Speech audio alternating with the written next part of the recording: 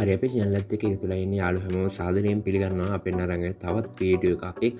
හරි ඉතින් අද අපි ඔයාලත් එක්ක කතා කරන්නේ ඔයාලගේ කම්පියුටර් එකට කොහොමද Windows 10 install කරන්න කියන එක ගැන. හරි ඉතින් අපි මීට කලින් වීඩියෝ වලදී කතා කරා කොහොමද ඔයාගේ bootable pen එකක් create කරගන්න කියලා සහ මෙන්න මේ boot කරගන්න pen එකට කොහොමද ඔයා iOS image එකක් එහෙම නැත්නම් Windows 10 iOS image එකක් කොහොමද download කරගන්න කියන එක ගැන. හරි ඉතින් මේ වීඩියෝ එක බලුවා නැත්නම් ඔයාලට පුළුවන් අපේ channel එක හරහා මේ වීඩියෝ බලන්න. එහෙම නැත්නම් ඔයාලට පුළුවන් මේ වීඩියෝ එක description එකේ තුන links දාලා තියෙනවා නම් ඔයාලට පුළුවන් ගිය හරහා ඒ වීඩියෝ එක බලන්න. ඉතින් අද මේ වීඩියෝ එකේදී අපි කතා කරන්නේ මෙන්න මේ විදිහට boot කරගත්ත pen එකක් තුලින් ඔයාගේ කම්පියුටර් එකට කොහොමද Windows 10 installation කරන්න කියන එක ගැන.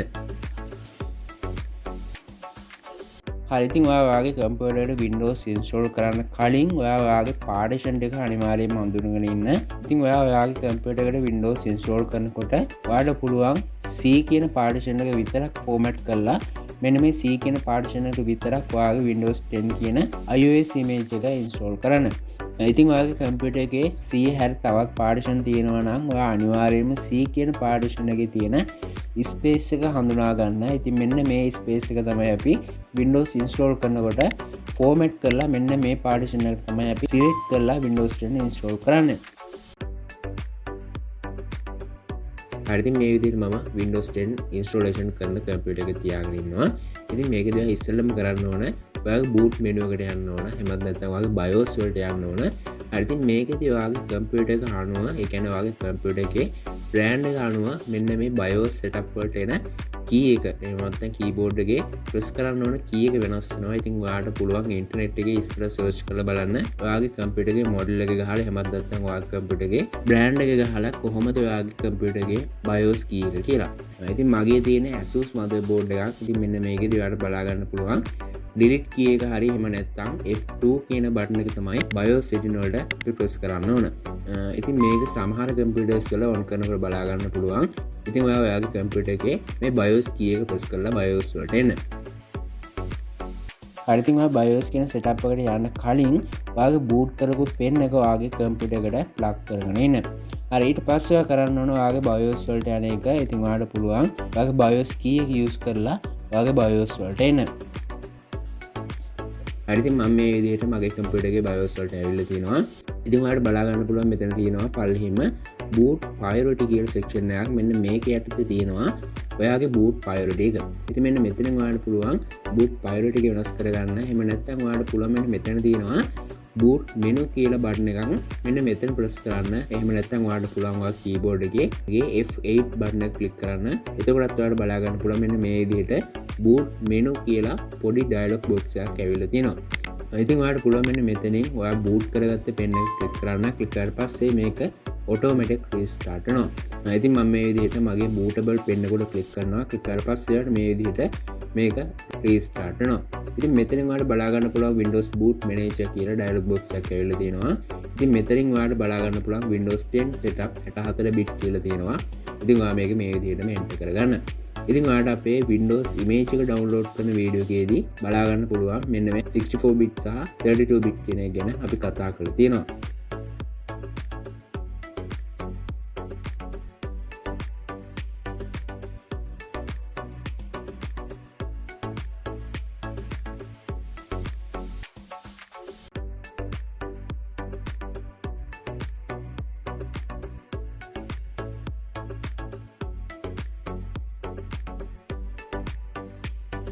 හරි ඊට පස්සේ මේ විදිහට බලා ගන්න පුළුවන් Windows setup කියලා dialog box එකක් ඇවිල්ලා තියෙනවා. ඉතින් මෙතන setup මේ විදිහටම තියෙද්දි හරි යටින් තියෙනවා next කියලා බටන් එකක් ඔයා මෙන්න මෙතන click කරන්න.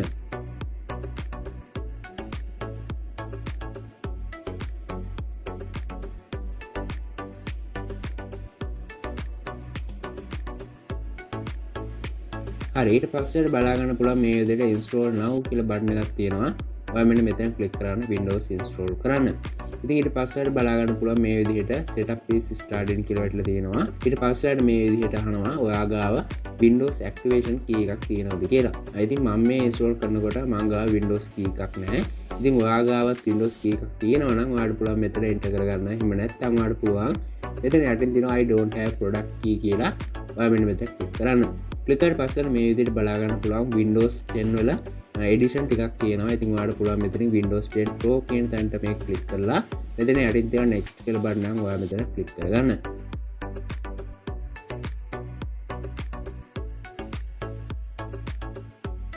හරි ක්ලික් කරලා පස්සේ යාළගේ license and terms ටික තියෙනවා. ඉතින් ඔයාලට පුළුවන් මෙතන I accept the license and terms කියන තැන ටික් එක දාලා මෙතන next කියන බටන් එක ක්ලික් කරන්න. ඉතින් මෙතනදී ඔයා අනිවාර්යයෙන්ම මේ license and terms වලට agree වෙන්න ඕන.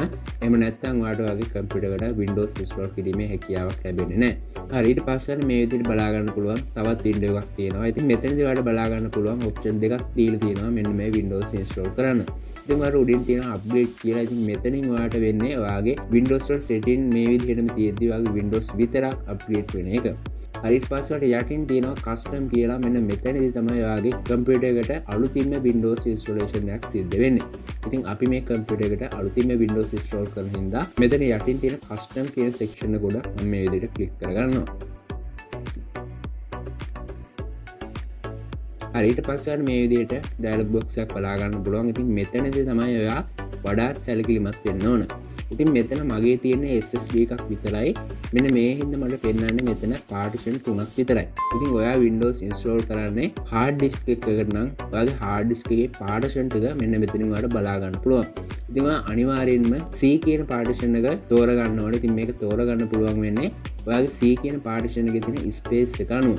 ඉතින් ඔයාලට පුළුවන් ඔයාගේ partition C කියන එක format කරලා Windows install කරන්න. ඉතින් මෙතනදී මම කරන්නේ මගේ සම්පූර්ණ SSD එක format කරලා දාලා මම මේ format කරපු SSD එකට තමයි Windows install කිරීම සිද්ධ කරන්නේ. ඉතින් මම මේ හින්දා මගේ තියෙන සියලුම partition මේ විදිහට format කරගන්නවා. මම මේක මේ විදිහට delete කරගන්නම්. ඊට පස්සේ මෙතන තියෙන යටින් තවත් එකක් මම මේකත් මේ විදිහට delete කරගන්නවා.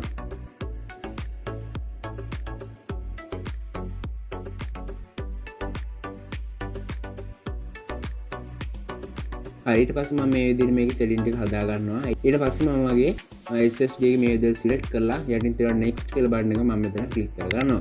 හරි ක්ලික් කරලා පස්සේ මේ විදිහට බලා ගන්න පුළුවන් installing Windows කියලා මේ විදිහට වගේ computer එකට Windows install වෙනවා. ඉතින් මේකට ටික වෙලාවක් යනවා. අනිවාර්යයෙන්ම වගේ PC එකේ මතත වගේ laptop එකේ performance එක අනුව මෙන්න මේ කාලය තීරණය වෙනවා. ඉතින් මගේ තියෙන SSD එකක් හින්දා මේක ගොඩක් ඉක්මනට install වෙනවා මගේ computer එකට. හරි ඉතින් ඔයා වගේ computer එක hard disk එකක් නම් මෙන්න මේක install වෙනකන් ඉන්න ටික වෙලාවක් යනවා මෙන්න මේ file එක ඔයාගේ computer එකට extract වෙන්න.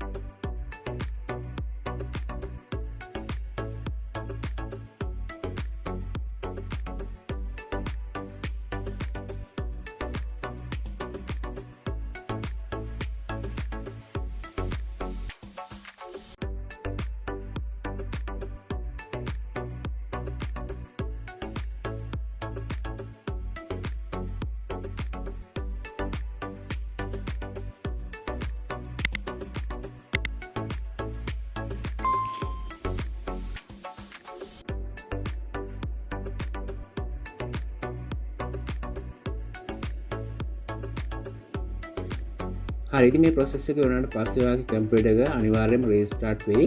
එහෙම නැත්නම් ඔයාලට පුළුවන් මෙන්න මෙතන තියෙන restart now කියලා button එකක් ඔයා මෙතන click කරන්න.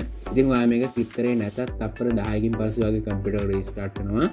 ඊට පස්සේ ඔයාලට බලා ගන්න පුළුවන් මෙන්න මේ විදිහට ආපහු on වෙනවා.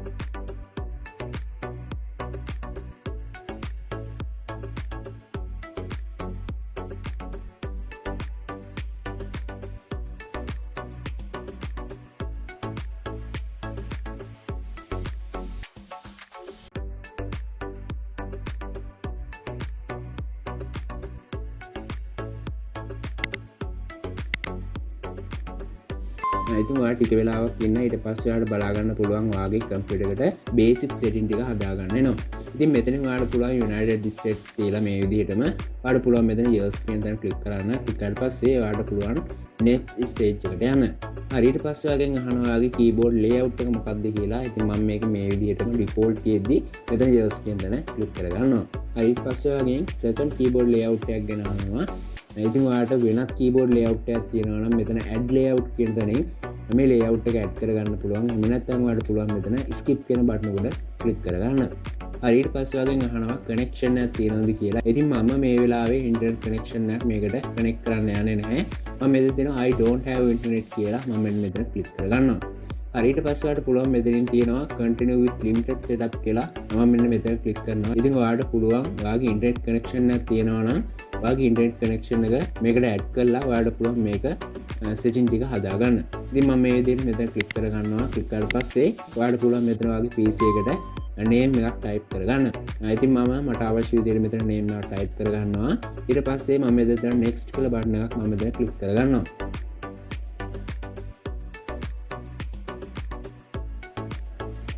ඊට පස්සේ ඔයාලට පුළුවන් ඔයාගේ local account එකට password එකක් මෙන්න මෙතනින් add කරගන්න.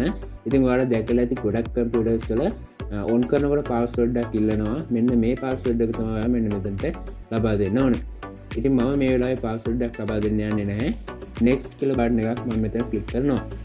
හරි ඊට පස්සේ ඔයාලට බලා ගන්න පුළුවන් ඔයාගේ device එකේ privacy setting කියලා එකක් එනවා. ඉතින් මෙතන setting වල default තියෙද්දි මෙතන ඔයා accept කියන බටන් එකක් තියෙනවා. ඔයා මෙතන click කරගන්න. හරි ඊට පස්සේ ඔයාලට මෙතනින්ම පුළුවන් accept කියන දේ click කරන්න. click කරලා පස්සේ ඔයාලට බලා ගන්න පුළුවන් ඔයාගේ computer එකේ basic setting ටික setup වෙලා එනවා. ඉතින් ඔයාලට බලා ගන්න පුළුවන් ඔයාගේ computer එකට Windows 10 operating system එක install වෙලා තියෙනවා.